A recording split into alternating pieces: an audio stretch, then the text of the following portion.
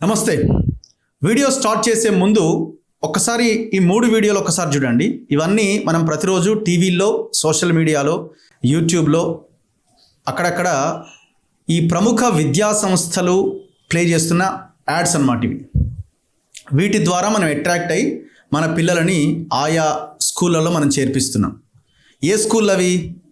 ఈ తెలంగాణ రాష్ట్రంలోనే కాదు, ఉమ్మడి ఆంధ్రప్రదేశ్లో ఉన్నప్పుడు కూడా ప్రజల రక్త మాంసాలను పీల్చేస్తున్న 2 విద్యా సంస్థలు, శ్రీ చైతన్య అండ్ నారాయణ. ఇంకా రెండు మూడు సంస్థలు ఉన్నాయి. ఇవైతే 2 మేజర్ సంస్థలుగా మనకు కనబడుతున్నాయి. ఒకసారి 3 వీడియోలు చూడండి. 3 వీడియోలు చూసిన తర్వాత మనం ఇంటర్వ్యూ స్టార్ట్ చేద్దాం. నీట్ అంటే శ్రీ చైతన్య, శ్రీ చైతన్య అంటే అనుకున్న రిజల్ట్ రావాలన్నా, కోరుకున్న గోల్ చేరాలన్నా సరైన సపోర్ట్ కావాల్సిందే. శ్రీ చైతన్య తోడుంటే ఏదైనా సాధ్యమే. మీ సక్సెస్ కోసం శ్రీ చైతన్యాన్ని ఎంచుకోవడంలో మాత్రం. చూశారు కదా, ఈ మధ్య కాలంలో ట్రెండింగ్లో ఉన్న అల్లు అర్జున్ అండ్ ఆమె పేరేంది, శ్రీలీల, వాళ్ళు చేసిన యాడ్స్ ఇవన్నీ కూడా. అంటే వీళ్ళు పిల్లలని ఈ స్కూళ్ళలో చేర్పించండి, చంపుకోండి అని అంటున్నారు. ఎందుకు అల్లు అర్జున్కి నేను లింక్ చేసిన అంటే, ఈ మధ్యలో ఆయన ట్రెండింగ్లో ఉన్నాడు కాబట్టి ఈ అంశాన్ని కూడా నేను ముందుకు తీసుకొచ్చిన. కానీ ఈ ఇంటర్వ్యూ ఈ ఒక్క అంశం మీదనే కాదు, ఓవరాల్గా ఈ ప్రైవేటు విద్యా సంస్థలు, కార్పొరేట్ యాజమాన్యాలు చేస్తున్న దోపిడీ గురించి మనం మాట్లాడాలా. దీనికోసం ఒక అడుగు ముందుకేసి ప్రాణాలకు సైతం తెగించి కొట్లాడుతున్న వ్యక్తిని నేను ఇప్పుడు మీ ముందుకు తీసుకొస్తున్నా. అంటే ఈ విద్యా సంస్థల మీద పోరాటం చేస్తూ. నా ముందు క్రాంతి కుమార్ గారు ఉన్నారు. ఆయన అడ్వకేట్ అండ్ ఒక పార్టీని స్థాపించి ఆ పార్టీని కూడా ముందుకు తీసుకెళ్లే ప్రయత్నం చేస్తున్నారు. అల్టిమేట్గా ఆయన కొట్లాడుతున్నదైతే, ఆయన మనందరికీ తెలిసిందైతే, ఈ నారాయణ అండ్ శ్రీ చైతన్య కాలేజెస్లో జరుగుతున్న దుర్మార్గాల గురించి, పిల్లలు ఆత్మహత్యలు చేసుకుంటున్నారని ప్రజలకు, పేరెంట్స్కి అవగాహన కల్పిస్తూ, దయచేసి ఇందులో చేర్పించకండి ఈ స్కూల్స్లో, ఈ కాలేజెస్లో అని చెప్తూ ఈ కాలేజీల మీద ఒక ప్రత్యక్ష యుద్ధానికే దిగిండు. అంటే డైరెక్ట్గా అందులో 100 మంది బౌన్సర్లు ఉన్నా ఒక్కడై లోపలికి వెళ్ళి అదే క్లాస్ రూమ్లో కూర్చొని ఆ టీచర్లని క్వశ్చన్ చేస్తూ, ఆ పిల్లలకు అవగాహన కల్పిస్తూ ఆయన ప్రయాణాన్ని కొనసాగిస్తున్నాడు. గతంలో మనం ఎప్పుడు ఈ రకమైన సిచ్యువేషన్ చూడలేదు. ఆయనకు కూడా ఒక ఛానల్ ఉంది, క్రాంతి కుమార్, ఐ థింక్ క్రాంతి కుమార్ పేరుతో ఆయనకు ఒక ఛానల్ ఉంది. ఆ ఛానల్లో కూడా వీడియోలు చాలా పెద్ద ఎత్తున వైరల్ అవుతున్నాయి. సో మరి ఎందుకు ఆయన దీన్ని తీసుకొని ముందుకు కదులుతూ ఉన్నాడు, మనం ఒకసారి డిస్కస్ చేద్దాం ఈ పాడ్కాస్ట్లో. నమస్తే అన్న. నమస్తే. యా, ఎట్లున్నారు? All good. సో మనం హాస్పిటల్లో మీతో ఇంటర్వ్యూ చేయడం జరిగింది. ఆ రోజు మీ పైన ఏ కాలేజ్ అది? నారాయణ శ్రీ చైతన్య కాలేజ్లో ఉన్న గూండాలు ఆయన మీద అటాక్ చేస్తే ఒక ప్రైవేట్ ఆసుపత్రిలో ఆయన జాయిన్ అవ్వడం జరిగింది. మనం లాస్ట్ 2 months బ్యాక్ ఆయన ఇంటర్వ్యూ చేసినాం. సో మొత్తానికి మీ ప్రయాణం కొనసాగుతున్నది. యా, మన అల్లు అర్జున్ యాడ్స్ ప్లే చేసినాం మనం ఇంటర్వ్యూ స్టార్టింగ్లో. యా, ఇప్పుడు ఆయన అంశమే నడుస్తున్నది కాబట్టి దాన్ని లింక్ చేసి మనం మాట్లాడుకుంటే, ఇప్పుడు ఒక హత్య కేసులోనే, హత్య మీన్స్ ఆ జరిగిన ప్రమాదంలో కోల్పోయిన ప్రాణం విషయంలోనే అల్లు అర్జున్కి లింక్ చేసి మాట్లాడుతున్నాం. ఇప్పుడు మీరు ఈ మధ్యకాలంలో పిల్లల ఆత్మహత్యలు, ముఖ్యంగా శ్రీ చైతన్య నారాయణ కాలేజీలో జరుగుతున్న ఆత్మహత్యల్లో ఈయన పాత్రను కూడా మనం ఆయన పాత్ర కూడా ఉందని మనం చెప్పొచ్చా పరోక్షంగా? ఖచ్చితంగా. ఈ should be held liable, at least indirect గా, వైకరస్లీ అయినా ఆయన లయబుల్గా ఉంటాడు. ఎందుకంటే ఈ ఒక్క అకాడమిక్ ఇయర్లో, ఇంకా మార్చి కూడా రాలేదు మనకు పూర్తి అకాడమిక్ ఇయర్ కంప్లీట్ కాకముందు, స్కూళ్ళు, కాలేజీలు, ఓన్లీ నారాయణ శ్రీ చైతన్య స్కూళ్ళు, కాలేజెస్లో రిపోర్టెడ్ 15 మంది విద్యార్థులు చనిపోయారు. మళ్ళీ ఎట్లా చనిపోయారు అంటే, ఒక 2-3 కేసెస్ని పక్కన పెట్టేస్తే సూసైడ్ అంటున్నారు. 15 మంది చనిపోయారా ఈ ఇయర్లో? ఎస్. ఎప్పుడు? మార్చి నుండి ఇప్పటి వరకు ఈ అకాడమిక్ ఇయర్ ని కనుక మనం తీసుకుంటే, ఈ అకాడమిక్ ఇయర్ లోనే దాదాపుగా 15 మంది మన దగ్గరికి రిపోర్టెడ్గా వచ్చిన cases both Andhra and Telangana నుండి మొత్తము 9 కేసెస్ ఇంటర్మీడియట్ కాలేజ్లో చనిపోయారు. మిగిలిన 3 పిల్లలు ఈ స్కూళ్ళలో చనిపోయారు. ఇంకొకటి 2 కేసెస్ మా దగ్గరికి రిపోర్ట్ అయినాయి, బట్ వాటి గురించి మేము ఎక్కడ కూడా ప్రస్తావించలేదు. ఇవన్నీ 15 రిపోర్టెడ్, అంటే బయటికి వచ్చినాయి. బయటికి రానివి ఇంకెన్ని ఉన్నాయో తెలియదు. ఎందుకు అని అంటే, ఒక విద్యార్థి చనిపోయిన తర్వాత ఇమ్మీడియట్లీ ఆ బాడీని వీళ్ళు ఏం చేస్తారు, ఏ గాంధీకో ఉస్మానియాకో పట్టుకెళ్ళిపోతుండే. మనం ఎప్పుడయ్యే నుండి అయితే ఈ గొడవ మొదలు పెట్టినామో అప్పటి నుండి వీళ్ళు ఏం చేసారు, ఇప్పుడు ఠాగూర్ సినిమా డ్రామా ఆడడం మొదలుపెట్టు. ఠాగూర్ సినిమా డ్రామా అంటే ఏముండదు, హాస్పిటల్ తీసుకోపోతారు, ట్రీట్మెంట్ ఇచ్చినామని చెప్తారు, ఆ ట్రీట్మెంట్ ఇస్తుంటే చనిపోయిండు అని చెప్పేసి ఒక డ్రామా క్రియేట్ చేసేసి ఆడికేంచి ఉస్మానియా గాంధీకి పట్టుకెళ్ళడం స్టార్ట్ చేశారు. ఎందుకంటే ఇంతకుముందు కూడా అడిగేటోడు లేడు, ఇప్పుడు మనం అడుగుతున్నాం కాబట్టి దొంగలు దొరికేస్తారన్న భయంతో వీళ్ళిగా ఈ డ్రామా చేస్తున్నారు. సో ఇవన్నీ అనుమానాస్పద స్థితిలో జరిగినటువంటి నేను హత్యలనాలన్నా ఏమనాలన్నా నాకు అర్థం అవట్లేదు. ఇవన్నీ అనుమానాస్పద స్థితిలో జరిగినటువంటి మృతులు, వీటిని సూసైడ్స్ అని కలర్ చేస్తున్నారు. నేను అందరు పేరెంట్స్ని అడిగిన, 90% ఆఫ్ ద పేరెంట్స్ అయితే ఒకటే మాట చెప్పారు, మీ అబ్బాయి సూసైడ్ చేసుకురంటే మీరు నమ్ముతారు అంటే గట్టెట్లా, రాత్రి మంచిగా మాట్లాడిండు, నవ్వుకుంటా మాట్లాడిండు, పొద్దున వారికి ఎట్లా సూసైడ్ చేసుకుంటాడు అని అంటున్నారు. పోనీ మీకు ఉరితాడేమన్నా చూపించారా అమ్మ, ఉరితాడేమన్నా చూపించారా అయ్యా అంటే లేదు. మరి దేంతో నువ్వు వేసుకున్నంటే అబ్బాయి అది చెప్పారా అంటే లేదు.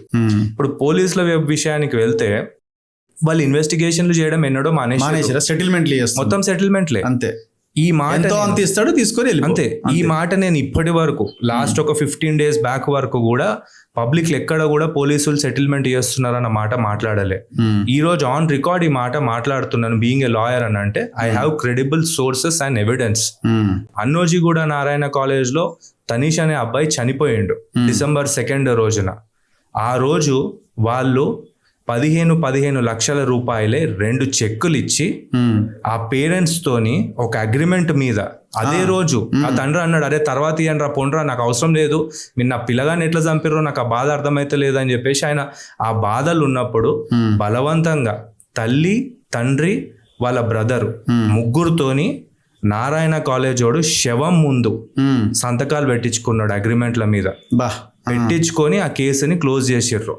ఇక ఆ తండ్రి ఆ డబ్బులు తీసుకొని, అంటే ఆ చెక్స్ తీసుకొని బ్యాంక్ అకౌంట్లో డిపాజిట్ చేసుకున్న తర్వాత ఇక అప్పుడు పోలీసులకు మొత్తం రాచకొండ కమిషనరేట్ దగ్గర నుండి ఆ డిస్ట్రిక్ట్ చైల్డ్ ప్రొటెక్షన్ ఆఫీసర్ అయ్యిండొచ్చు అందరికీ ఇన్ రైటింగ్ ఇట్లా నేను చెక్కులు తీసుకున్నా, వీళ్ళు ఇట్లా నా పిల్లగాడికి చనిపోయిన తర్వాత చెక్కులు ఇచ్చారు కాబట్టి నాకు ఇంకా అనుమానం ఉంది, సంథింగ్ ఈజ్ రాంగ్ అని చెప్పేసి క్లియర్గా ఒక రిటర్న్ కంప్లైంట్ అందరికి ఇచ్చిన తర్వాత ఆన్ రికార్డ్ ఇప్పుడు మేము మాట్లాడుతున్నాం. డైరెక్ట్ పోలీసుల ముందే సెటిల్మెంట్, పోలీసులే. ఆయన క్లియర్లీ ఆయన మాటల్లో ఆయననే చెప్పిండు, ఇట్లా పలానా సిఐ ఉండే, పలానా ఒక 4-5 సిఐలు, మొత్తం ఏసీపీలు, వీళ్ళు పెద్ద పెద్ద హోదాలో ఉన్న అధికారులు అందరు ఇన్వాల్వ్ అయ్యారు. అసలు ఎట్లా చనిపోయారు అని అంటే ఒక క్లియర్ ఎక్స్ప్లెనేషన్ ఇస్తే మాకేం బాధ ఉండదు. మనం డీటెయిల్స్ లోకి వెళ్దాము. వెళ్లే ముందు ఇప్పుడు ఈ సినిమా స్టార్లు ఇట్లాంటి వాటికి ఎందుకు యాడ్స్ ఇస్తున్నారు అంటే డబ్బుల కోసమే కదా. అంతే, అంటే అంత సింపుల్ గా డబ్బుల కోసం. అంతే. వాళ్ళకి తెర వెనక ఏం జరుగుతున్నది, వీడు ఎవడు శ్రీ చైతన్య నారాయణ చదివినోడైతే కాదు. ఇప్పుడు మహేష్ బాబు ఏమో థమ్స్అప్ తాగాలంటాడు, మహేష్ బాబు కొడుకు బిడ్డ థమ్స్అప్ తాగుతున్నారో లేదో తెలియదు మనకి.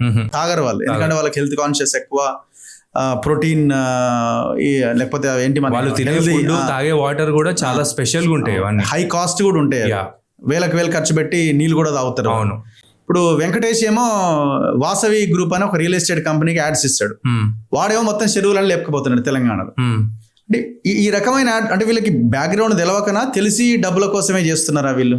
ఇప్పుడు ఫ్రాంక్ గా ఫ్యాక్ట్స్ మాట్లాడుకుంటే, ఇప్పుడు శ్రీ చైతన్య టాపిక్ కనుక మనం తీసుకుంటే, ఈయన అల్లు అర్జున్, ఆమె శ్రీలీల, వీళ్ళిద్దరు ఆ కాలేజీలలో చదివిర్రా, ఈ కాలేజ్ మంచిగా ఉందని చెప్పని, లేదా వాళ్ళ పిల్లలు ఏమన్నా కాలేజీలలో స్కూళ్ళలో చదువుతుర్రా? మంది పిల్లలేమో సావాలి స్కూళ్ళలో జాయిన్ అయ్యి మీ మొక్కలు చూసి, మరి మీ పిల్లలేమో మంచి ఇప్పుడు అల్లు అర్జున్ కొడుకు బిడ్డని కూడా నారాయణ శ్రీ చైతన్య మాదాపూర్ బ్రాంచ్ లో వేయాలి, వేస్తే తెలుస్తుంది ఆయన కూడా నొప్పి. అందులో ఎందుకు వేయరు మరి మీ పిల్లల్ని? ఇప్పుడు ఆయన ఇప్పటి వరకు ప్రతి ఒక్కరు అంటున్నారు ఇదే మాట, అల్లు అర్జున్ వల్ల ఒక ఆమె చనిపోయింది, ఇంకొక బాబు హాస్పిటల్లో ట్రీట్మెంట్ పొందుతున్నాడు అని చెప్పేసి అందరు అంటున్నారు. కానీ ఫ్యాక్ట్ ఏంది అని అంటే, ఈ ఏడాది అల్లు అర్జున్ వల్ల చనిపోయింది ఒక ఆవిడ మాత్రమే కాదు, రిపోర్టెడ్ ఇంటర్మీడియట్ కాలేజెస్ లో 3 వ్యక్తులు చనిపోయారు, స్కూళ్ళలో 2 స్టూడెంట్స్ చనిపోయారు. ఆంధ్ర అండ్ తెలంగాణ లెక్కలు కనుక తీసుకుంటే ఇంకా ఎక్కువ కూడా ఉండొచ్చు, ఇవి రిపోర్టెడ్. ఇన్ని చావులకు మరి బాధ్యులు ఎవరు? అల్లు అర్జున్ కాదా? ఆయన ఏం డైరెక్ట్ గా పోయి ఆమెను చంపలేడు కదా, ఆడ ఒక ఇన్సిడెంట్ జరిగింది, ఆయన వల్లనే ఆయన మూలానే జరిగింది కాబట్టి ఆమె చావుకి ఆయన బాధ్యుడయ్యిండు. మరి ఇప్పుడు ఆయన యాడ్లు చూసే కదా ఈ తల్లిదండ్రులు అందరు ఇక్కడ వేస్తున్నారు.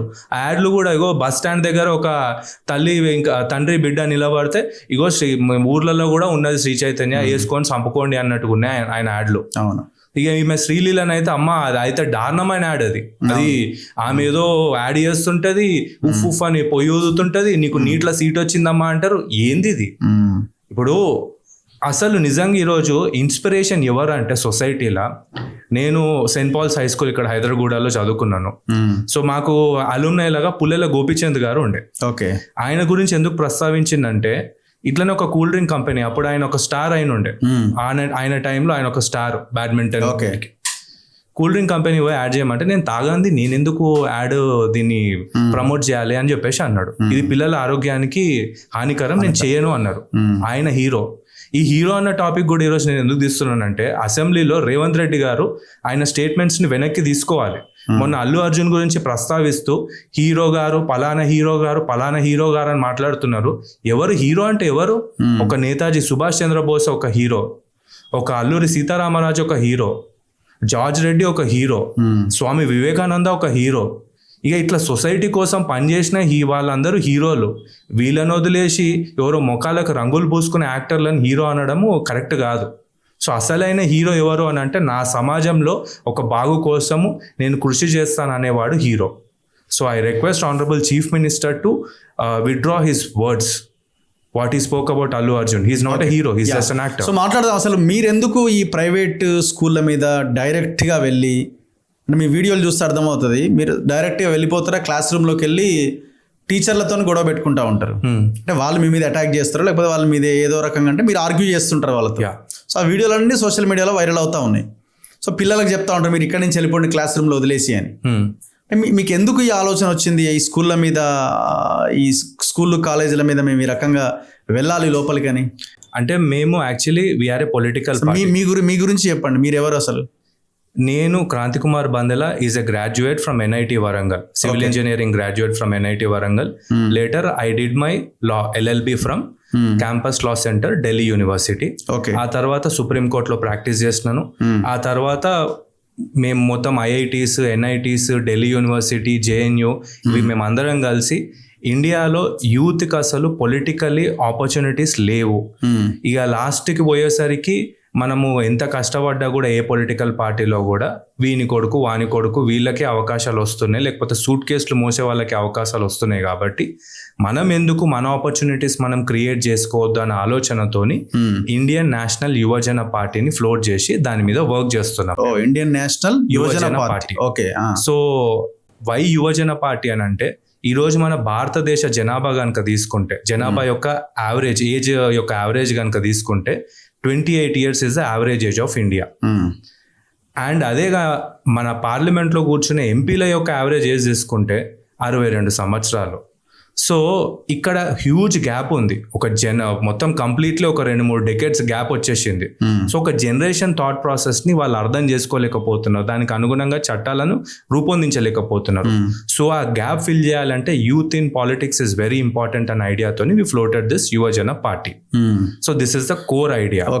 అండ్ మేము ఇట్లా ఇదే ఐడియాతోని పార్టీ ఫ్లోట్ చేసి వర్క్ చేస్తున్న క్రమంలో ఎలక్షన్స్ కూడా కంటెస్ట్ చేసినాము, చాలా విషయాలు నేర్చుకున్నాము.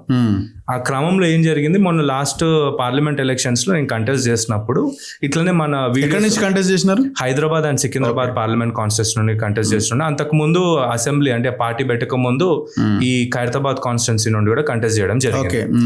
సో అయితే ఆ టైంలో మేము మన నంబర్ కొంచెం సర్క్యులేట్ అయ్యింది అండ్ అందరూ రకరకాల కంప్లైంట్స్ ఇవ్వడం స్టార్ట్ చేసారు. మేము అన్ని ఇష్యూస్ ఇక్కడ ముషీరాబాద్ ఏరియాలో 23 మంది దళితుల 23 కుటుంబాలు దగ్గర 71 మంది 23 ఇల్లులు అక్కడ కూలగొట్టారు. గవర్నమెంట్ కంపెన్సేషన్ ఇప్పటి వరకు ఇవ్వలేదు వాళ్ళు ఇంకా పోరాటం చేస్తూనే ఉన్నారు. వాళ్ళ బతుకులు రోడ్ మీదకి వచ్చేసినాయి. ఫస్ట్ ఇట్లాంటి ఇష్యూస్ చాలా టేకప్ చేసినాం లాస్ట్ 5 years లా. అంతెందుకు మన కాలోజీ టీవీ వాళ్ళని కూడా ఒకసారి పోలీసులు ఇలీగల్ గా డిటైన్ చేసి చేసినప్పుడు ఆ రోజు ముందుండి పోయింది మేమే వాళ్ళని బయటికి తీసుకొని వచ్చినాము. ఇట్లా రకరకాల ఇష్యూస్ టేకప్ చేసినప్పుడు ఆ రోజు ఏం జరిగిందంటే, ఒక రోజు ఇట్లానే నామినేషన్స్ అన్ని వేసినప్పుడు ఒక కాల్ వచ్చింది. అది ఎప్పుడు ఏప్రిల్ టైంలో, April 20 ఆ టైంకి ఫోన్ వచ్చింది మాకు. రిపీటెడ్ గా కాల్స్ వస్తున్నాయి, స్టూడెంట్స్ చేస్తున్నారు. అన్న మాకు కాలేజ్ పెడుతున్నారు, అన్న మాకు కాలేజ్ పెడుతున్నారు అంటే ఫస్ట్ ఇగ్నోర్ చేసినాం. కాలేజే కదరా పొండి ఏముంది అన్నట్టుగా ఒక అమ్మాయి కాల్ చేసింది అనమాట. అయితే అప్పుడు ఏం జరిగింది, సరే అసలు ఏంది మీ ప్రాబ్లం అని క్లియర్ ఒకరోజు అడిగిన. అన్న మాకు March 31 రోజు 10th క్లాస్ ఎగ్జామ్స్ అయిపోయినాయి, April 4th నుండి క్లాసెస్ స్టార్ట్ చేశారు. అంటే మనకు చాలా మందికి ఇది ఒకటి కాంప్లికేటెడ్ ఫేజ్ ఆఫ్ లైఫ్ అన్నమాట. నువ్వు ఇంజనీర్ అవుతావా, లాయర్ అవుతావా, చార్టెడ్ అకౌంటెంట్ అవుతావా, డాక్టర్ అవుతావా, ఇంకేదన్నా అవుతావా, ఇవన్నీ డిసైడ్ చేసుకోనీకనే మనకు హాలిడేస్ ఉంటాయి. అవును, ఎంత స్కూల్లో ఏమున్నా కూడా ఆ కరికులంలో బిజీ అయిపోయిన తర్వాత హాలిడేస్ అన్నది మ్యాండేట్, అది ఉండాల్సిందే కదా. సో ఆ పీరియడ్ లో పిల్లలు ఫిక్స్ అయ్యి వాళ్ళకు నెక్స్ట్ చేసే స్టెప్ కి అనుగుణంగా ఉన్న కోర్సెస్ లో జాయిన్ అవుతారు. అవును, అవన్నీ ఏం లేవు. డైరెక్ట్గా 10th క్లాస్ అయిపోయింది, 4 రోజుల క్లాస్కి వచ్చేయండి, మళ్ళీ ఇవన్నీ ఏం నడుస్తున్నాయని చూస్తే ఎవడు పట్టించుకుంటలేడు. సో ఆ రోజు మేము అన్ని చూసినాం అనమాట, చట్టపరమైనవన్నీ చూసినాం. అందులో ఒకటి క్లియర్గా మాకు తెలిసింది ఏంటంటే, ఇంటర్మీడియట్ కాలేజెస్ April 1 నుండి అంటే March 31 వాళ్ళ ఎగ్జామ్స్ అయిపోయిన తర్వాత మళ్ళీ June 1 వరకు హాలిడేస్. ఆ టైంలో క్లాసెస్ పెట్టడం ఇల్లీగల్. ఓకే, వీటి గురించి కంప్లైంట్స్ ఇచ్చినాం, అధికారులు పట్టించుకోలేదు. ఇక వీటి గురించి మొత్తుకున్నాం, పోయి డైరెక్ట్గా ఆఫీషియల్స్ని కలిసినాం, వాళ్ళు ఏం రెస్పాన్స్ సరిగ్గా అవ్వలేదు. సో అప్పుడు మేము రియలైజ్ అయింది ఏంటి అని అంటే, ఇక్కడ స్టూడెంట్స్ చాలా సఫర్ అవుతున్నారని ఫస్ట్ ఒక కాలేజ్ మీదకి వెళ్ళినాం. తర్వాత ఆ ఇష్యూ అనేది కొంచెము స్ట్రాంగ్గా this is a genuine problem లాగా అనిపించింది. తర్వాత అట్లా నెమ్మదిగా వెళ్తుంటే ఒక అబ్బాయి, గిరీష్ అనే అబ్బాయి చనిపోయాడు. ఎట్లా చనిపోయిండు అంటే కరెంట్ షాక్ కొట్టి చచ్చిపోయిండు అంటున్నారు. కాలేజ్ గోడ దుంకి బయటికి పోతుంటే చచ్చిపోయిండు అని అన్నారు. ఆ కాలేజ్ పరిసర ప్రాంతాలకు పోయినాం. ఓకే, ఇటు లెఫ్ట్ సైడ్ 10 కిలోమీటర్లు జంగలే ఉంది, రైట్ సైడ్ 10 కిలోమీటర్లు జంగలే ఉంది. వాడు దుంకి గోడ అవతలు పోయి ఏం చేద్దాం అనుకుంటాడు వాడు, అది కూడా అర్ధరాత్రి పూట. సో ఇట్లా చనిపోయిండు, ఇదేదో మిస్టీరియస్గా ఉందని అట్లా ఒక ఇష్యూ హ్యాండిల్ చేసినాము. ఆ తర్వాత కొన్ని కాలేజెస్కి వెళ్ళినాం. ఆ ఏరియా కార్పొరేటర్లు, లోకల్ రౌడీలు వీళ్ళందరూ వచ్చి మమ్మల్ని దటాయించడం మొదలు పెట్టారు. సో ఇట్లా ఒక్కొక్క కాలేజ్కి పోతే అల్టిమేట్లీ మాకు తెలిసింది ఏంది అని అంటే, ఇక్కడ మొత్తం రౌడీలు కాలేజీలు నడిపిస్తున్నారు కానీ టీచర్లు నడిపిస్తలేరు. టీచర్లు హ్యాపీగా లేరు, స్టూడెంట్స్ హ్యాపీగా లేరు. స్టూడెంట్స్ డౌట్ అడిగితే పొట్టు తిడుతున్నారు కానీ డౌట్లు క్లారిఫై చేస్తలేరు. సో ఇట్లాంటి పరిస్థితి ఉంది. సో మేము చాలా ప్రాబ్లమ్స్ ని టేకప్ చేసినాము. ఈ స్టూడెంట్స్ ప్రాబ్లం అనేది స్కేల్ ఎక్కువ ఉంది కాబట్టి జనాలు కనెక్ట్ అయ్యారు. And that is the genuine problem. Parents లక్షలు దాని మీద ఖర్చు పెడుతున్నారు, పిల్లల ఎడ్యుకేషన్ మినిమం 1.5 నుండి 2.5 లక్షల వరకు ఫీజు మనం కట్టినాక. మాదాపూర్ ఈ క్యాంపస్కి వెళ్తే 3.5 లక్షలు కూడా ఉన్నాయి. మరి అంత ఫీజు కట్టిన తర్వాత మాదాపూర్ క్యాంపస్ లో నేను మొత్తం మన ఫుడ్ సేఫ్టీ ఆఫీసర్స్ కి, మొత్తం ఆ కమిషనర్ కి అండ్ GHMC వాళ్ళకి వీళ్ళందరికీ కంప్లైంట్ ఇచ్చిన. 4 సార్లు అయినాయి అక్కడ food poisoning. 4 times food poison అయితే పిల్లలు ఆ వాంతులు చేసుకొని కాలేజ్లో ఉన్న సగం మంది పిల్లలు హాస్పిటలైజ్ అయ్యారు. అది ఏంద్రా అని అడగనీకపోతే మళ్ళీ దాడులు.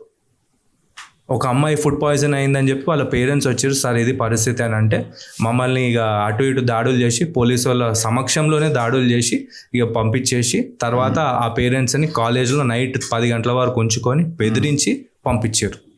సో ఇవన్నీ చూస్తుంటే మాకు అనిపించింది అనమాట, ఈరోజు విద్య వైద్యం అనేటివి పూర్తిగా వ్యాపారం అయిపోయినాయని.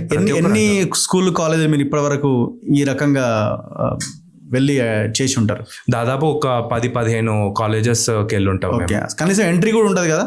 ఎంట్రీ అసలు ఎట్లా ఎంటర్ అవుతారు మీరు బేసిక్? ఇప్పుడైతే అసలు మీకు ఇప్పుడైతే మా ముఖం చూడగానే, ఫోటో చూడగానే గేట్లు బంద్ చేసేస్తాం అంతే. సో మేము ఇక సీక్రెట్ గా సైలెంట్ గా అక్కడ కొంతమందిని పెట్టుకొని ఇన్ఫర్మేషన్ తీసుకొని దూరిపోతుంటాం. ఓకే, ఇక వాళ్ళు కూడా అర్థం చేసుకుంటారు. ఇక ఒక్కొక్క ఏరియాలో ఎట్లుందంటే, ఒక ఏరియా వాడు రౌడీల్ని పెట్టి దాడి చేయడానికి చూస్తాడు, ఇంకో ఏరియాలో పోతే అక్కడ ఉన్న రౌడీలు మనల్ని గుర్తుపట్టి అన్న మీరా అని చెప్పేసి కొంచెం సైలెంట్ గా వెనకకి వచ్చి రిక్వెస్ట్ చేసుకోవడం మొదలు పెట్టారు ఇట్లా. సో ఇవన్నీ ఫేజెస్ చూసినాం అనమాట. ఇప్పుడు కాలేజ్ లోపలికి మేము ఎప్పుడు పోతాము అని అంటే, అది ఇల్లీగల్ అయినప్పుడు దూరిపోతాం. 90% of Narayana and Sri Chaitanya colleges illegal గానే నడుస్తున్నాయి మన హైదరాబాద్ సిటీలో. ఇప్పుడు proper fire safety norms follow గారు, అండ్ హాస్టల్స్ లో ప్రాపర్ హైజీన్ కండిషన్స్ ఉండవు.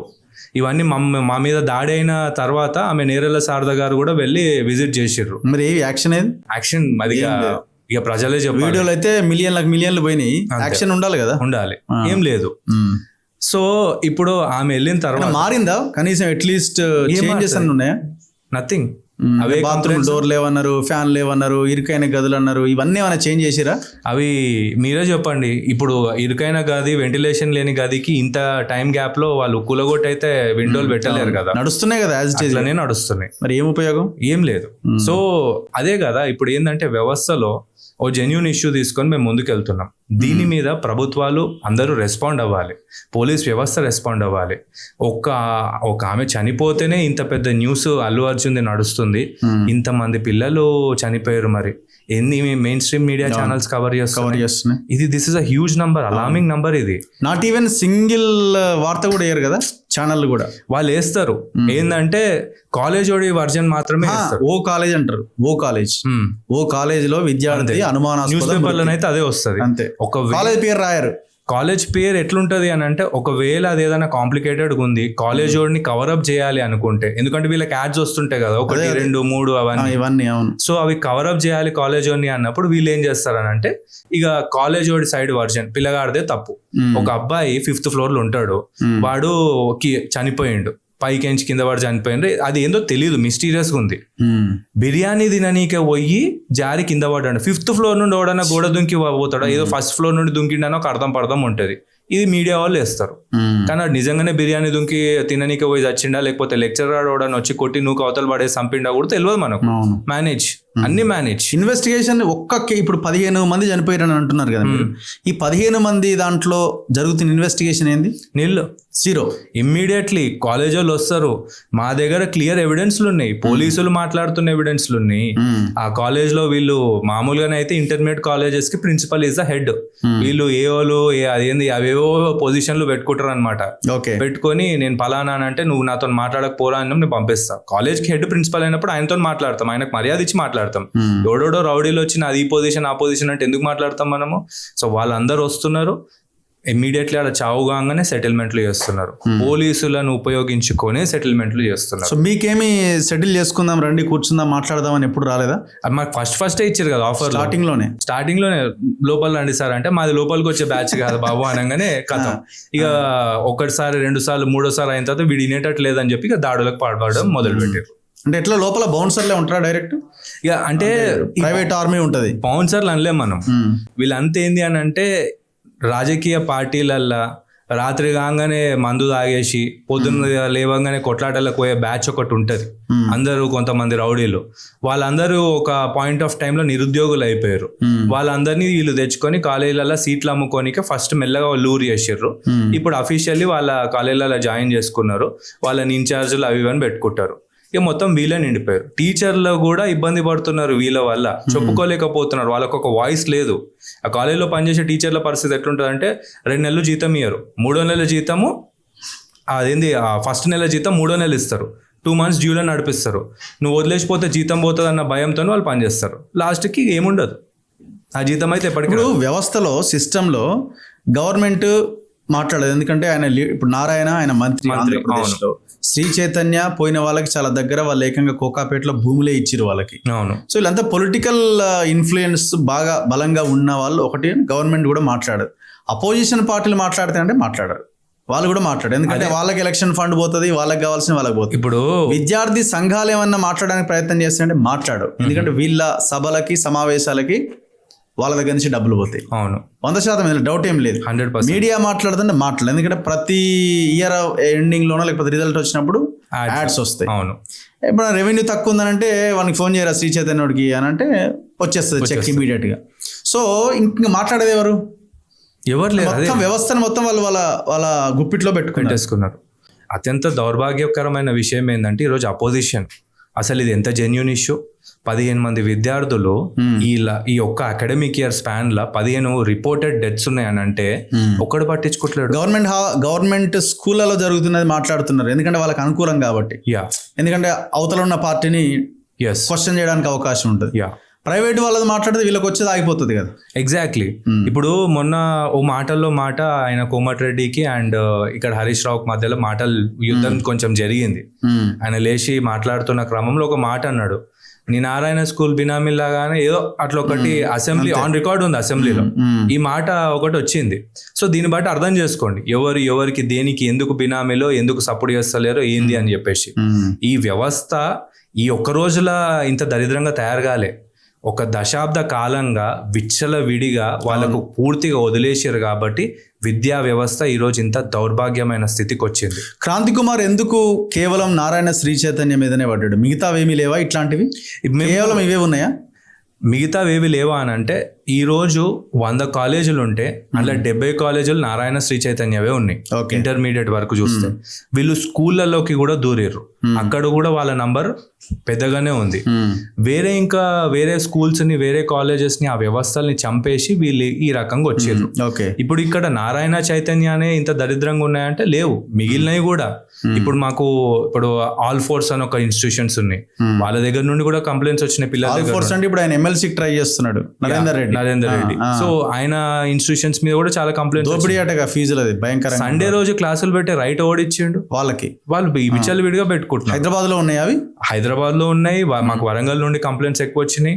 అండ్ ఇప్పుడు ఈ ఎస్ఆర్ కాలేజ్ అందులో కూడా ఒక విద్యార్థి చనిపోయింది, ఖమ్మంలో ఒక విద్యార్థి చనిపోయింది అని చెప్పేసి ఇన్ఫర్మేషన్ వచ్చింది. మేము హాఫ్ వేలో ఉన్నప్పుడు అక్కడ సెటిల్మెంట్లు అవన్నీ వేసేసి క్లోజ్ చేసుకోరు. డిస్టెన్స్ వైజ్ కొంచెం అదే అయ్యేసరికి అవి అప్పటిలోపు క్లోజ్ అయిపోతున్నాయి. సో ఆ తర్వాత ఇక మీకు తెలియదు ఏముంది, పరిస్థితుల రీత్యా ఎవరు ముందుకు వచ్చి మాట్లాడే సిచ్యువేషన్ ఉండదు. సో ఈ రకంగా చూస్తే ప్రతి కాలేజ్ కార్పొరేట్ అన్న మార్క్ వేసుకున్న ప్రతి కాలేజ్ ఇలాగే ఉంది.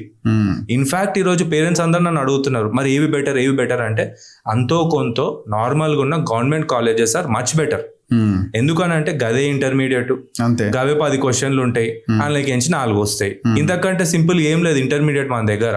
అది ఏ సబ్జెక్ట్ అయినా కానివ్వండి, ప్రీవియస్ ఇయర్ క్వశ్చన్ పేపర్లు తీస్తే ప్రతి చాప్టర్ లో 10 క్వశ్చన్లు ఉంటే 4 వచ్చేట్టు ఉంటాయి. ఆ 10 చదువుకోనీకే వీళ్ళు పెద్ద కోచింగ్ మాఫియా పిల్లల్ని చంపుకున్నాడు. ఇప్పుడు ఐఐటీలు అంటారు, ఐఐటీలు అందరికి ర్యాంకులు వస్తాయా? రావు. నీ పిల్లగానికి ఏం ఇంట్రెస్ట్ ఉందో అని లేస్తే వాడు ఐఐటి కాదు ఇంకా అంతకంటే తోపు అవుతాడేమో. ఈరోజు ఏం చదువుకున్నాడు గొప్ప గొప్ప పొజిషన్స్ లలో ఉన్నారు. ఇప్పుడు ఈ 15 మంది చనిపోయిన పిల్లలు, సరే అంతకుముందు చనిపోయిన వాళ్ళు కావచ్చు, ఇప్పుడు చనిపోయిన 15 మంది కావచ్చు, రీజన్ ఏమై ఉంటుందని మీరు అనుకుంటున్నారు? అంటే ఒత్తిడి కారణంగానే భరించలేక చనిపోతున్నారా? ఇప్పుడు నేను అవి సూసైడ్లని అయితే కన్క్లూజన్కి రాను. ఎందుకు అని అంటే మీకు కొన్ని ఫొటోస్ వీడియోస్ నేను చూపిస్తా. ఆ ప్యాటర్న్ కనుక చూస్తే అది సూసైడ్ చేసుకున్నట్టు కనిపించలేదు నాకు. పిల్లగాడు చచ్చిపోయిన తర్వాత మెడకు ఉరితాడు కట్టినట్టు కనిపించింది ఫొటోస్. అయితే ఇక్కడ పిల్లలు అక్కడ కాలేజ్ లోపల ఆ కరెంట్ షాకో ఏదో ఒకటి మేనేజ్మెంట్ ఇష్యూస్ ఇట్లాంటివి ఉంటాయి, అలాంటివి కొట్టి చనిపోయి ఉండొచ్చు. వాటిని తీసుకొచ్చి వీళ్ళు వేరే రకంగా చిత్రీకరించి ఉండొచ్చు. లేదా టీచర్లు కొట్టి ఏమన్నాడు మూర్చపోయి ఇంకా వేరే రకంగా అట్లా చనిపోయి ఉండొచ్చు. దాన్ని వీళ్ళు సూసైడ్ అని క్రియేట్ చేసి కూడా ఉండొచ్చు. లేదా ఈ మాట కూడా నేను ఎందుకు అంటున్నానంటే నేను కూడా by religion I'm a Hindu. అంటే ఇదేదో మత రాజకీయాలను రెచ్చగొట్టడానికి వాటి గురించి మాట్లాడట్లేదు. అయ్యప్ప మాలలో ఉండి కూడా ఒక వ్యక్తి ఎంత దారుణంగా కొట్టిండు తెలుసా ఒక విద్యార్థిని. కామ క్రోధ లోభ మద మాత్సర్యాలన్నిటినీ కంట్రోల్ చేసుకొని అయ్యప్ప దీక్షను చాలా నిష్టగా పాటిస్తారు. అట్లాంటి దీక్షలో ఉండి కూడా ఆ కాలేజ్లో పనిచేసే ఒక వ్యక్తి ఆ వీడియో చూస్తే గుండె చెల్లించకపోతుంది, అంత దారుణంగా కొట్టిండు అబ్బాయిని. అరే ఏం నడుస్తుంది కాలేజీలలో? అంటే అట్లాంటి వ్యక్తే అట్లాంటి టైంలో కొట్టిండు అని అంటే నార్మల్గా ఉన్నోడు ఏం చేస్తాడు? స్టూడెంట్స్ చెప్తున్నారు రాత్రిపూట తాగొచ్చి కొడతారన్న మమ్మల్ని, మీ అమ్మల్ని మీ అక్కల్ని అది చేస్తాం ఇది చేస్తాం అని ఏవో గలీజ్ మాటలు మాట్లాడుతాను ఆన్ రికార్డ్. పిల్లలు వాళ్ళంతటా వాళ్ళు మాట్లాడే మాటలు ఇవన్నీ ఉన్న వ్యవస్థల ఈ చిల్లర రౌడీలో స్టూడెంట్స్ని ఏం చేయరా? అవి చేసినప్పుడు వాళ్ళు చనిపోయే అవకాశాలు ఎక్కువ ఉన్నాయి. అట్లా చనిపోయిన తర్వాత వాటిని ఆత్మహత్యలని క్రియేట్ చేయడానికి వ్యవస్థ ఎట్లన్నా ఉంది. పోతారు 5-10 అక్కడిస్తారు, కింద ఆఫీసర్ కింద పైన ఆఫీసర్ కింద ఆ పైన ఉన్నోని కింద పొలిటికల్ ఫండింగ్ అపోజిషన్ ఫండింగ్. అత్యంత దరిద్రమైన విషయం ఏంటంటే మేము ఆ రోజు ఒక కాలేజ్లో మల్లంపేట నారాయణ దగ్గర ఇన్సిడెంట్ అయింది. నేను ఏం చేస్తలేను, పక్కన ఏమైందని నలుగురిని అడుగుతున్న ఇన్ఫర్మేషన్ అవన్నీ తీసుకొని ఒక కేసో కంప్లైంటో ఇద్దాం అనేది నా ఇంటెన్షన్ ఉంటుంది. ఎక్కడ పోయి దాడులు గిడులు చేసలేము. అక్కడ కూర్చున్నారు జిందాబాద్లు ముర్దాబాద్లు కొడుతుర్రు ఈ వేరే ఆర్గనైజేషన్ వాళ్ళు. పోలీసులు వచ్చిర్రు, ఒక మీడియా మిత్రుడు ఇట్లనే వస్తే ఆయనను కొంచెం అగ్రెసివ్గా మాట్లాడుతుంటే ఎక్కిచ్చారు లోపలికి. ఆయన ఇట్లా గొంతు పట్టుకొని ఎక్కిచ్చారు అనమాట. నేను ఎందుకు అట్లా చేస్తున్నారు, మీరు పోలీసులు నార్మల్గా చేయొచ్చు కదా అని నేను క్వశ్చన్ చేస్తుంటే నన్ను కూడా ఎక్కిచ్చారు. నేను మీది పోయిన తర్వాత చూసిన 5 మాత్రమే బండ్లు ఉన్నారు. అరే 20 మంది ఉన్నారు, జిందాబాద్ ముర్దాబాద్ కొడుతున్న ఎడిపోయారు అంటే పోయిర్రు. తర్వాత అన్అఫీషియల్ గా వచ్చిన ఇన్ఫర్మేషన్ ఏంటంటే ఒక్కొక్కరికి 500 1000 ఇచ్చి పంపించేసి, అంటే వాళ్ళని కూడా వీళ్ళే తెచ్చి కూర్చుండో పెడుతుర్రా ఏంది ఇది అంత ఒక దాన్ని ఏమంటారు ఒక నెక్సెస్ అనేది ఉంది వాళ్ళకి మధ్యలో ఒప్పందాలన్నీ అట్లా నడుస్తున్నాయి. అందుకే ఈరోజు ప్రతి ఒక్కరు ఇప్పుడు ఈరోజు క్రాంతి కుమార్ బందెలకి ఈ 6 నెలల్లో ఎందుకు ఇంత రికగ్నిషన్ వచ్చింది అని అంటే విద్యార్థుల సమస్యలు వినడానికి ఎవ్వడూ లేడు మన రాష్ట్రంలో. That is the unfortunate thing.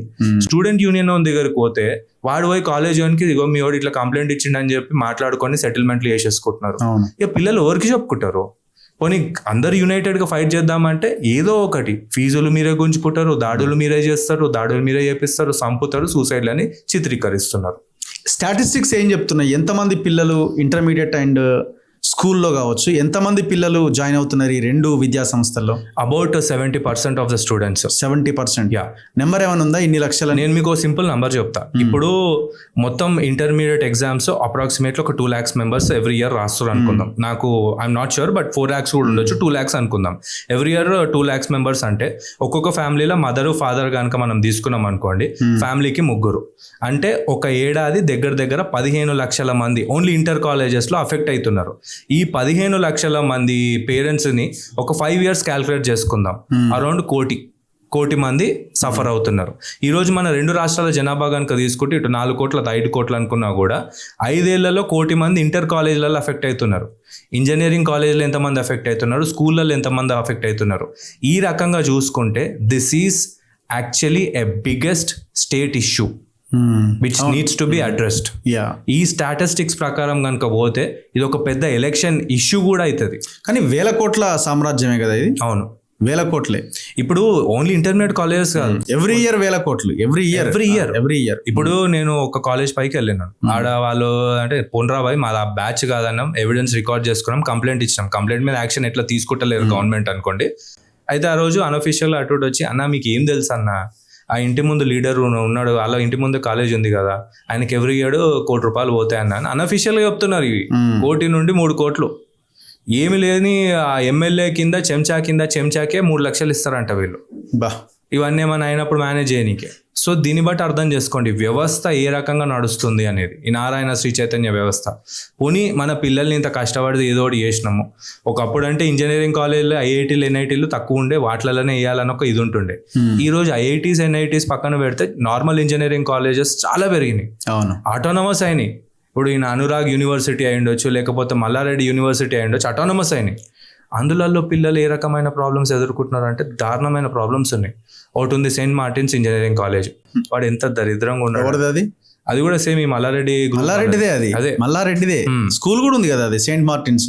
నాకు స్కూల్ ఐడియా లేదు, నేను ఆ సెయింట్ మార్టిన్స్ కాలేజ్ పోయినా, పిల్లలు ఇట్లానే కంప్లైంట్స్ ఇస్తే పోతే వాళ్ళు చెప్పారు అనమాట, అన్న ఇగో ఈ బ్లేజర్ వేసుకున్నారనమాట, ఇది ఎంతో తెలుసా, ఇది ఎంత భయ ఒక 1000-2000 ఏమంటారు, లేదన్నా 5000-6000 అట్లా గుంచుతున్నారు దీనికోసం, అదేమన్నా రేమాండా రీడ్ అండ్ టైలర్ అంటే అదేం లేదు, అది మేము బయట కుట్టించుకుంటా అంటే వద్దంటారు, కాలేజీలోనే కుట్టించుకోవాలంటారు.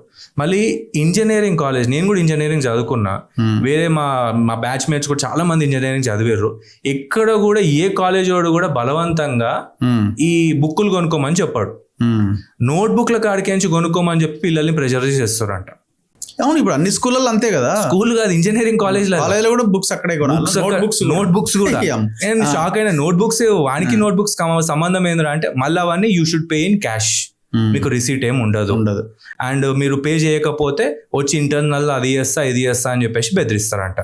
సో ఈ రోజు నేను రాష్ట్రంలో ఉన్న స్టూడెంట్స్ కూడా ఒకటే చెప్తున్నా, ఎంత మీరు ఏమనుకున్నా కూడా నార్మల్గా ఉన్న కాలేజెస్లలో జాయిన్ అయిపోండి. ఒకవేళ పేరెంట్ వచ్చి క్వశ్చన్ చేసినా అబ్బాయి ఇంటర్నల్ మార్క్స్ మీద కూడా ఎఫెక్ట్ ఉంటుంది 100%. నాకు పేరెంట్ ఇట్లనే వరంగల్లో ఒక ఆయన మల్లారెడ్డి కాలేజీలో ఆయన వెళ్ళి అక్కడ వాళ్ళతో గొడవ పెట్టుకుంటే వాళ్ళ పాపకి మార్క్స్ మొత్తం తక్కువ వేసినారు అంతే.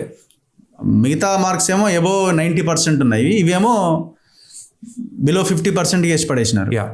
ఏందని అడిగితే అంతే, దానికి ఇంకేం అవుట్ రైట్లీ నేను చెప్తున్నాను కదా.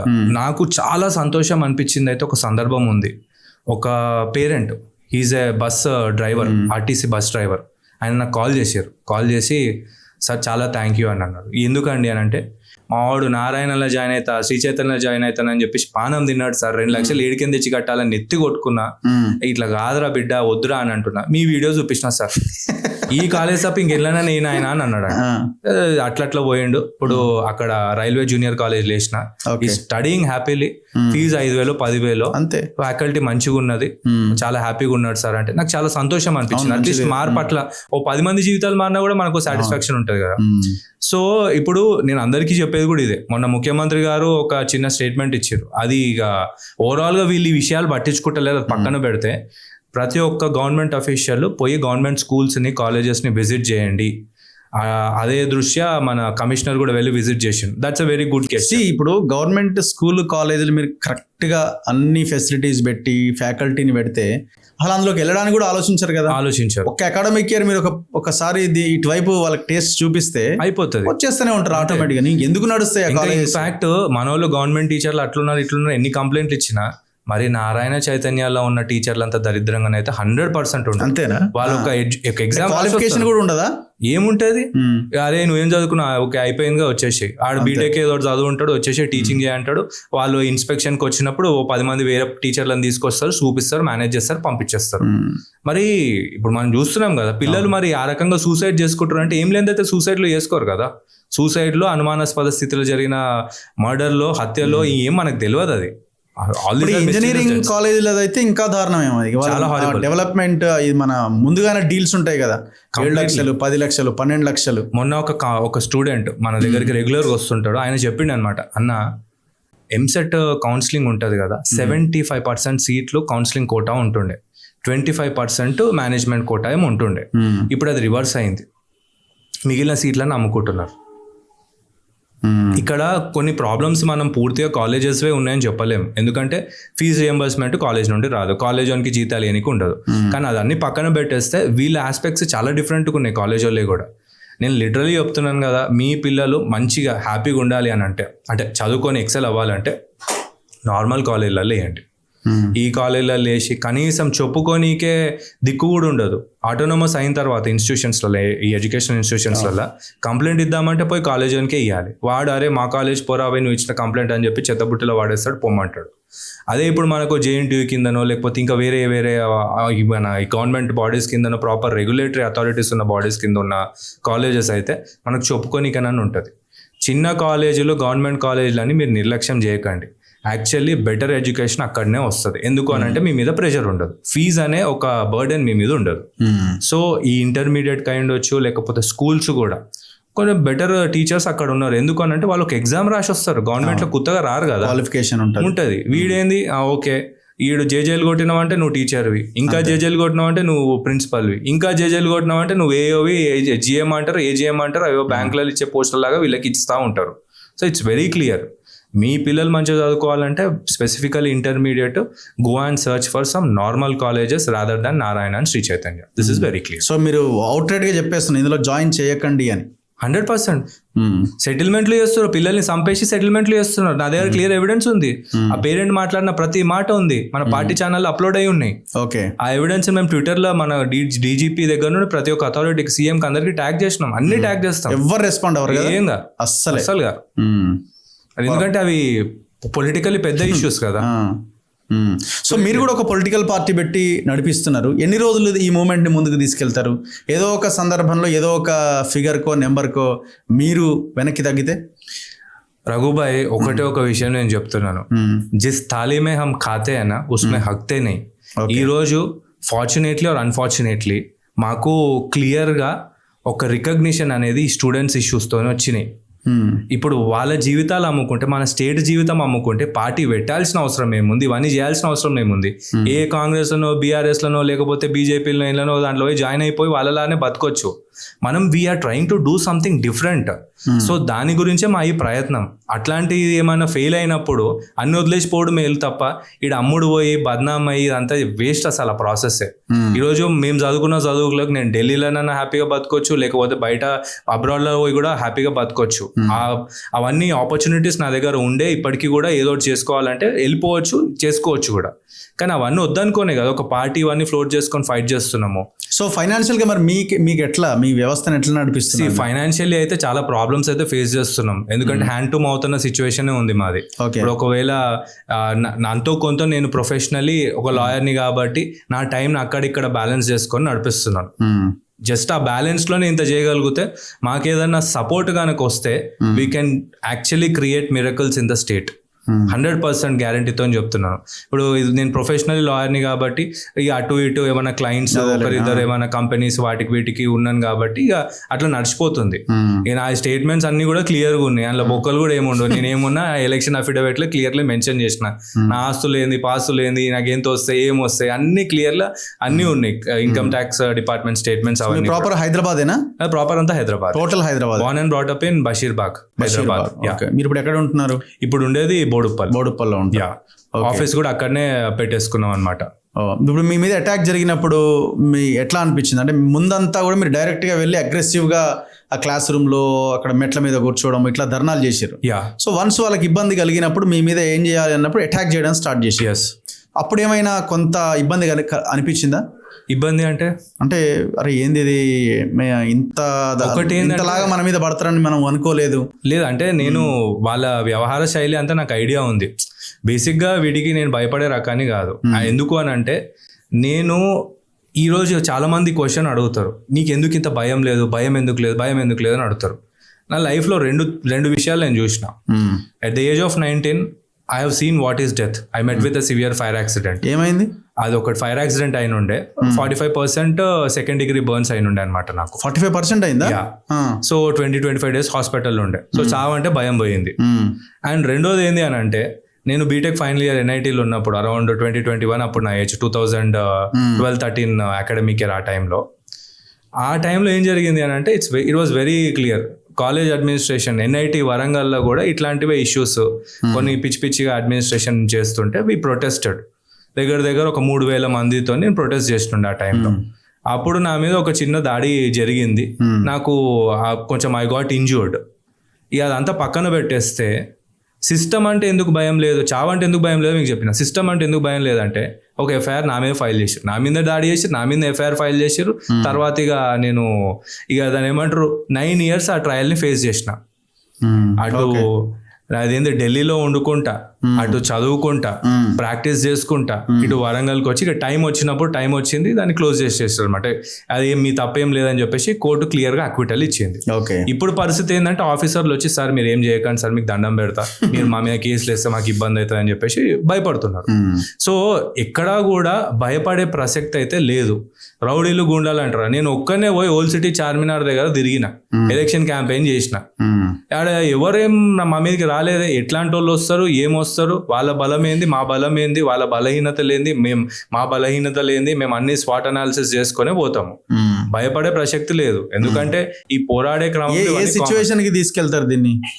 మేము ఇప్పుడు ఒక స్టేజ్ ఉంటది, మీరు ఇప్పుడు వెళ్తున్నారు వస్తున్నారు, నో యూజ్ అంటే యూజ్ మీన్స్ ప్రజలకు అవగాహన వస్తున్నది. మీరు అన్నట్టు ఒకరో ఇద్దరో ఎక్కడో దగ్గర చూస్తున్నారు, కొంత అవగాహనకు వస్తున్నారు. కానీ ఇది ఒక మూమెంట్కి వెళ్ళాలి కదా, మారాలి కదా.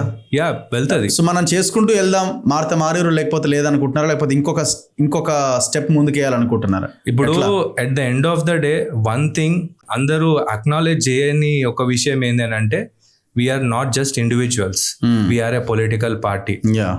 ఈ రోజు ఒక సంతకం పవర్ అనేది చాలా హైలీ పవర్ఫుల్. ఒక సంతకం అనేది ఆ సంతకం పెట్టేటోడు వీళ్ళని మూపియనీకే, చర్యలు తీసుకోనీకే కనుక సంతకం పెట్టకపోతే ఆ సంతకం పెట్టే చెయ్యి మాదవుతుంది. ఆ రోజు ఖచ్చితంగా మార్పు వస్తుంది. ఆ సంతకం పెట్టే చెయ్యి మాది కావాలంటే ఖచ్చితంగా అధికారంలోకి రావాలి. అధికారంలోకి రానీకే మేము ఎంత కృషి చేయాలో అంత చేస్తాం. ఈ పోరాటంలో ఏమైనా జరగవచ్చు, అన్నిటికీ మెంటల్లీ ప్రిపేర్ అయ్యే మేము అడుగులు ముందుకేస్తున్నాం. అంత పెద్ద హ్యూజ్ పోరాటం చేయాలని నిర్ణయించుకున్నాం కాబట్టి అడుగులు ముందుకేసినాము. సో అంతవరకైనా పోతాము, మన పిల్లల భవిష్యత్తును కాపాడుకుంటాం. ఒక రైతు బాధపడొద్దు, 1,50,000-2 లక్షలు ఫీజు కట్టి వాళ్ళ పిల్లలు చచ్చిపోయే పరిస్థితికి ఆ రైతు రావద్దు. ప్రభుత్వం మన ప్రతి ఒక్కరు మాట్లాడతారు. మీరు పిల్లల్ని చూస్తున్నారు కదా, అంతా రైతు కుటుంబాలు నుంచి, నార్మల్ ఫ్యామిలీ, మరీ పేదరికంలో ఉండకపోయినా మిడిల్ క్లాస్, కొంత ఎబో మిడిల్ క్లాస్ ఫ్యామిలీసే అందులో జాయిన్ చేస్తూ ఉంటారు. కొంతమంది పేదలు ఉన్నా కూడా అరే ఏమో పోతే పోయింది భూమి, మనోడిని అయితే బాగా చదివిపోయాలని అనుకునే వాళ్ళు కూడా చేర్పిస్తూ ఉంటారు. అవును. ఇప్పుడు వాళ్ళకి ఈ రైతు బంధులు, ఈ ఫ్రీ స్కీమ్స్, వీటిలో పడి మనం కొట్లాడుకుంటా పోతుంటాం. అవును, నాకు ఇది రాలేదు, అది రాలేదు, ఇది ఇవ్వలేదు, అది ఇవ్వలేదని. దీని గురించి ఆలోచించే ఆ శక్తిని కోల్పోతున్నారు. ఎగ్జాక్ట్లీ. ఇప్పుడు వ్యవస్థ ఇట్లనే ఉంటది అనేది ఫిక్స్ అయిపోయినాయి మైండ్ లో. అంటే ఇక్కడ ప్రాబ్లం ఏంటంటే మేధావులు. ఒకవేళ మీరు నన్ను ఒక పచ్చి బూతు చెప్పండి అని అంటే నేను మేధావి అంట. తెలంగాణ మేధావులు పచ్చి అది మేధావి అనే వర్డ్ అనే బూతు లెక్క చేసి పడేసారు. మీరు ఏమంటారు, విద్యా వైద్యం అందరికి ఫ్రీగా ఇవ్వాలి. సరే భయ్, ఫ్రీగా పక్కన పెట్టి జడిసేపు. అసలు ఉన్న దాంట్లో చక్కగా అందుతుందా? 3 లక్షలు ఫీజు కట్టిన తర్వాత చక్కగా అందుతుందా? ప్రభుత్వంలో ఉన్న ఆఫీసర్లు చక్కగా పనిచేస్తుర్రా? మీరు ఏం చేస్తారు మరి? క్వశ్చన్ చేయాల్సింది మీరు కాదా? మరి మీరు తప్పుగా అనుకోకండి ప్రస్తావన, నాకు తెలియదు. ఒక పెద్ద మనిషి ఇట్లానే నా దగ్గరకు వచ్చి తిట్టిపోయాడు, నన్ను కాదు మేధావుల్ని. ఎందుకంటే ఆ రోజు నేను హాస్పిటలైజ్ అయినా, ఒక మంచి గెస్టర్ లాగా మీరు వచ్చిర్రు, ఒక 4-5 వచ్చిర్రు, మిగిలిన మేధావులంతా ఎడికి మాయమైపోయారు. అంటే స్టేట్ లో ఇంత పెద్ద ఇష్యూ అయింది, ఇమీడియట్లీ ఉమెన్ కమిషన్ చైర్మన్ పోయింది, నాకు ఎన్ని కాల్స్ వచ్చినాయి? ఏం రాలేవు. సో ఇంత గొప్పగా ఉన్నారు మేధావులు మన దగ్గర. విద్య గురించి మాట్లాడతారు కానీ సరైన విద్య మన పిల్లలకి అందాలంటే ఏం చేయాలనే దాని గురించి ఎవడు మాట్లాడతలేడు. అసలు ఈరోజు విద్యార్థులు, నేను చాలా మంది స్టూడెంట్స్ నా దగ్గరకు వస్తుంటే వద్దురా మీ కాలేజ్ అటెండెన్స్ పొండి అని నేను చెప్తా. కానీ ఇప్పుడు వాళ్ళకి అట్లా చెప్పబుద్ధి అయితే, ఎందుకంటే కాలేజీల కంటే బయట మన దగ్గర ఇంకా బెటర్ ఎడ్యుకేషన్ నేర్చుకుంటున్నారు. సెక్రటేరియట్కి ఎట్లా పోవాలి, సీఎంని ఎట్లా కలవాలి, ఒక ఆఫీసర్ని ఎట్లా కలవాలి, ఇవన్నీ నా దగ్గరకు వస్తే నేను నేర్పిస్తున్న పిల్లలకు. సో ఇట్స్ వెరీ క్లియర్, మన దగ్గర మేధావులు చేసిన పొరపాటు ఇదే. విద్య వైద్యం ఉచితంగా ఉండాలి మాటల వరకే, ప్రాక్టికల్గా చేస్తుంటే ఈ దాడులు జరుగుతున్నాయి, ఇవన్నీ జరుగుతున్నాయి. ఆ విద్య వైద్యం అనేది ఉచితం చేయడానికి, అందరికి అఫోర్డబుల్గా చేయడానికి this is the first step we have taken. So ప్రజలు కూడా ఆలోచించాలి, మారాల్సిన అవసరం కూడా ఉన్నది. మనం ఈ ఫ్రీ స్కీమ్స్లో పడి కొట్లాడుతున్నాం కానీ మనం ఖర్చు దేని మీద పెడుతున్నాం, అదెందుకు మనకి ఉచితంగా అందట్లేదు అన్న పాయింట్ని మనం ఆలోచించట్లేదు. అంటే ఇక్కడ ఒక విషయం ఎట్లుంటుంది అని అంటే, ఏ ఉద్యమం అయినా స్టార్టింగ్లో తెలంగాణ అని కేసీఆర్ అంటే పెద్ద కేసీఆర్ అని నేను అంటే జస్ట్ టేకింగ్ ఏ రెఫరెన్స్. ఆయన కంటే ముందు మన జయశంకర్ గారు కానీ వీళ్ళు ఎవరన్నా అంటే ఎవరు పట్టించుకునేటోళ్ళు కాదు. అదొక ఉద్యమం లెక్క అయ్యి, అదొక పాట రూపంలో అయ్యి, అది ప్రజలకు అర్థమయ్యే భాషలో చెప్పిన తర్వాతనే ఏ ఉద్యమం అయినా సక్సెస్ఫుల్ అయింది. ఈరోజు ఈ విద్యా ఉద్యమం కూడా బేసిక్గా ఈరోజు అందరికి అర్థం కాకపోవచ్చు, రేపు దాని తర్కం ఏంది, అది ఏ రకంగా రూపాంతరం చెందుతుంది, ఏ రకంగా ప్రజలకు అర్థమవుతుంది అన్న విషయం అనేది డీకోడ్ అయిన తర్వాత 100% పబ్లిక్ విల్ స్టార్ట్ రెస్పాండింగ్. వాళ్ళకి తెలియదు కాబట్టి వాళ్ళు పట్టించుకోవట్లేరు. వాళ్ళకి ఏ విషయం తెలియదు, అరే ఏదో ఒకటి ఫ్రీగా 5,000 వాడు ఇస్తున్నాడు, ₹1,00,000 నా పిల్లగాని ఫీజు గుంజుకుంటున్నారు వీళ్ళు. సో ఓవరాల్గా నీకు ఇచ్చేది 10, గుంజుకునేది 100. ఈ లాజిక్ అనేది పబ్లిక్కి 100% అర్థమయ్యే రోజు వస్తుంది. తెలంగాణ మూమెంట్ కూడా ఒక్క రోజులో వచ్చింది కాదు. మన కొండా లక్ష్మణ్ బాపూజీ గారు అయి ఉండొచ్చు, లేకపోతే ప్రొఫెసర్ జయశంకర్ గారు అయి ఉండొచ్చు, they are the actual 4 fathers of Telangana అని వాళ్ళని అనాలి మనము. అలాంటి వాళ్ళ జీవితాలను ఒక కాజ్ కోసం పెట్టేసిర్రు. అప్పుడు అదొక ఉద్యమం అయింది, అప్పుడు ఒక పొలిటికల్ మూమెంట్ అయింది, అప్పుడు తెలంగాణ వచ్చింది. ఈరోజు మీరు అన్న మాట ఒకటి వాస్తవమే. నేను మిమ్మల్ని సూటిగా ప్రశ్న అడుగుతున్నా, 2014 సంవత్సరంలో తెలంగాణ వచ్చిన తర్వాత టీఆర్ఎస్ పార్టీ ఎంత ఖర్చు పెట్టింది అనుకుంటున్నారు? చాలా తక్కువ. గెలవలే. అవును. ఎందుకు? దాని వెనకాల ఒక మూమెంట్ ఉంది. సో ఎప్పుడు కూడా మనము ఓన్లీ డబ్బే అన్న విధంగా కాకుండా ఒక పాజిటివ్ థాట్ తోని కూడా ముందుకెళ్తే ఖచ్చితంగా సక్సెస్ఫుల్ అవుతుంది. ఈ రోజు మాకు ఆ నమ్మకం ఎందుకు వచ్చిందంటే వీళ్ళందరినీ చూస్తుంటే వచ్చింది. ఒకరి మీద ఒకడు కొట్టుకొని చచ్చాడు, ఆ అల్లు అర్జున్ ఇంటి మీద పోయి దాడి చేసిర్రు, ఏమొస్తుంది? ఏం రాదు కదా. ఇప్పుడు మీరు అదే పోయి ఒక స్టూడెంట్ ఫీజు గురించి కొట్లాడండి నిజాయితీగా. ఒక స్టూడెంట్ కి స్కాలర్షిప్ వస్తలేదు, ఈరోజు స్టేట్ లో ఉన్న చాలా కాలేజెస్ కి స్కాలర్షిప్స్ వస్తలేవు, పిల్లలు ఇబ్బంది పడుతారు, వాటి గురించి కొట్లాడండి. జెన్యున్ గా కాజ్ చేసుకొని కొట్లాడితే మీరు కూడా మంచి లీడర్లు అవుతారు. మీరు మనం అందరం కలిసి ఒక గవర్నమెంట్ ని ఫామ్ చేయొచ్చు. ఇట్లాంటి విజన్ ని చూడండి. ఎప్పుడో జార్జ్ రెడ్డి టైంలో ఆయన ఏదో స్టూడెంట్స్ కోసం కొట్లాడండి, చచ్చిపోయాడు. తర్వాత ఎవరున్నారు? I'm not just talking about George Reddy. ఇప్పుడు అది అటు ఏబీవీపీ వాళ్ళు అయ్యుండొచ్చు, లేకపోతే ఇంకా వేరే ఏ యూనియన్ వాళ్ళ అయినా అయ్యుండొచ్చు. ఆ టైంలో నిజాయితీగా నిస్వార్థంగా స్టూడెంట్స్ కోసం కొట్లాడుతుండే. ఈరోజు ఎందుకు కొట్లాడతలేరు?